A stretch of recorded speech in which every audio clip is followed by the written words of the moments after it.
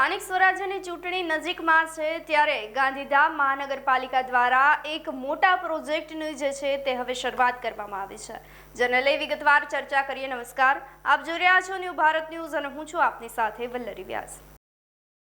સ્થાનિક સ્વરાજ્યની ચૂંટણીઓ નજીકમાં છે ત્યારે મહાનગરપાલિકા, નગરપાલિકા સાથે તાલુકા અને ગ્રામ્ય પંચાયત સહિતની તમામ જે છે તે વિસ્તાર ખાતે હવે ચૂંટણીનું આયોજન થવા જઈ રહ્યું છે અને આ ચૂંટણીના માહોલ વચ્ચે ગાંધીધામ મહાનગરપાલિકાએ પાણીને લઈ અને એક મોટા પ્રોજેક્ટને મંજૂરી આપી છે. તો મેઘપર પાણી યોજના પ્રોજેક્ટને 192 કરોડની મંજૂરી આપવામાં આવી છે.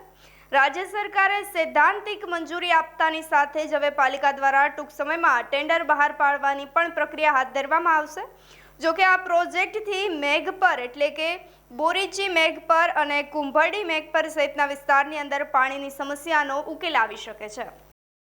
તો ગાંધીધામની અંદર હવે પાણીની સમસ્યા ઉકેલવા માટે ગાંધીધામ મહાનગરપાલિકા દ્વારા આજરોજ જે છે તે મહત્વપૂર્ણ પ્રોજેક્ટને જે છે તેની કાર્યવાહીને આગળ ધપાવી છે, જેને લઈ આપનું શું કહેવું છે અમને કમેન્ટ કરી ચોક્કસથી જણાવશો. તેની સાથે જ અમારી ચેનલ ન્યૂ ભારત ન્યૂઝને લાઇક, શેર અને સબસ્ક્રાઇબ કરવાનું ભૂલશો નહીં. નમસ્કાર.